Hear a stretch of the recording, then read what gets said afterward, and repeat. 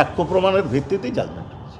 বাবু সাইদের কিলিং সংক্রান্ত যে বক্তব্য সেগুলো এআই জেনারেটেড, যে আমরা যদি সবারই বিচার করি তাহলে হয়তো 20 বছর লাগবে। এই রায় যে জাজমেন্টের দিনে দিতে হবে এটা ম্যান্ডেটরি পড়বে, এটা ডিরেক্টরি সিদ্ধান্ত। আইনটা হচ্ছে ডিরেক্টরি, কারণ আপনারা দেখবেন যে আইনে বলা আছে যে 60 দিনের মধ্যে আপিল নিষ্পত্তি করতে হবে। আপিল কি নিষ্পত্তি সম্ভব? আপিল করতে হবে 30 দিন, 60 দিনের মধ্যে। এটা হয়েছে, কোনো আপিল নিষ্পত্তি হয়েছে হয়নি, কারণ এটা হচ্ছে ডিরেক্টরি অর্ডার। আমরা আমাদের যে বক্তব্য উপস্থাপন করেছি সেই বক্তব্য রায় আসছে।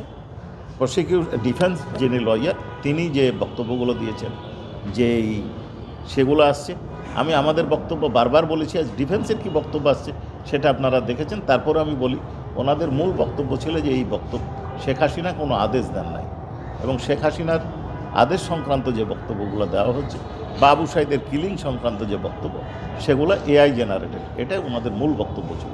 এর সাথেও আরেকটা বক্তব্য ছিল, বাংলাদেশে যে এক্সপার্ট ওপিনিয়ন দেওয়া হয়েছে এই ওপিনিয়নগুলো যেহেতু পরবর্তী সরকার, শেখ হাসিনা সরকারের পরবর্তী সরকার, কাজে এই সরকারের কর্মকর্তা হয়তো রিপোর্টটা নিরপেক্ষ দেন নাই, তৃতীয় পক্ষ দ্বারা পরীক্ষা করা দরকার ছিল। এ ব্যাপারে আমরা জবাবও দিয়েছি, সাক্ষ্য প্রমাণও দিয়েছি। সেটা হচ্ছে এটা বিবিসি, ব্রিটিশ ব্রডকাস্টিং কর্পোরেশন, এই অর্ডারগুলা, এই ভয়েসটা তার নিরপেক্ষ একটা প্রতিষ্ঠান ইয়ার শর্ট দ্বারা পরীক্ষা করেছেন। জীবনের সব আয়োজন এখানে একসাথে, এবং তার ডকুমেন্টও আমরা ট্রাইব্যুনালে দাখিল করেছিলাম। আর জাজমেন্টের ব্যাপারে বলছেন যে এই কথাগুলোই আছে, এর বাইরে আমরা যে সাক্ষ্য প্রমাণ উপস্থাপন করেছি তার বাইরে কোনো বক্তব্য না।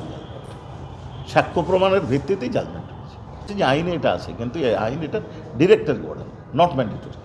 আমি মনে করি এটা ম্যান্ডেটরি, কারণ আমি ট্রাইব্যুনালে আমার ওপেনিং স্টেটমেন্টে বলেছি, এই বিষয়টা খুব ক্লিয়ার করেছি যে এইখানে আমরা শুধুমাত্র কমান্ড রেসপন্সিবিলিটি সেকশন 4(2) যারা নেতৃত্বের দায় যাদের, তাদেরকে আসামি করেছি, এবং যারা মাঠ পর্যায়ে কর্মকর্তা বা পুলিশ অফিসার যারা গুলি করেছে, যারা হত্যা করেছে, হত্যায় সহায়তা করেছে, তাদের বিচার ইতিমধ্যে সরকার একটা সিদ্ধান্ত নিয়েছেন যে দ্রুত বিচার আইনে হবে। তাদের অনুসন্ধান চলছে, অভিযোগপত্র নিয়মমাফিক দাখিল হবে এবং বিচার হবে। কারণ বাংলাদেশের এই আইনই আমাদেরকে পারমিশন দেওয়া আছে যে learned chief prosecutor will decide কোন অংশটুকু নেতৃত্বের দায়ের অংশটুকু এখানে বিচার করতে পারেন, বাকিটা লোয়ার কোর্টে ট্রায়াল হতে পারে, এটা কোনো বাধা নেই।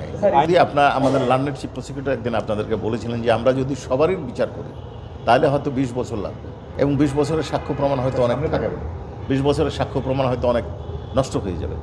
আমরা ন্যায় বিচার চাই, সকলের জন্য ন্যায় বিচার, যেমন প্রসিকিউশন চাই, আসামিরাও ন্যায় বিচার চাইবে, এটাই স্বাভাবিক। আমরা ভিকটিমরাও যেমন চাইবে। আমরা আইনানুগভাবেই বিচার প্রক্রিয়া অনুসরণ করছি, এখানে আইনের কোনো ব্যত্যয় ঘটছে না। কারো বিচার ট্রাইব্যুনালে কোনো অংশের বিচার হওয়া আর কারো অংশ সাধারণ আইনে বিচার হওয়া, এটাতে আইনের কোনো ব্যত্যয় ঘটছে না। আইনের পিক অ্যান্ড চুজ বলার কোনো সুযোগ নাই। আমাদের আইনের বিচার হচ্ছে যে আইনে বিচার হচ্ছে সেই আইনের উপাদানটা আছে কিনা সেইটা বলার এখতিয়ার তাদের আছে। প্রত্যেকটা মামলা তার নিজস্ব গতিতে, নিজস্ব ঘটনার প্রেক্ষিতে এবং পারিপার্শ্বিকতায় বিচার হবে।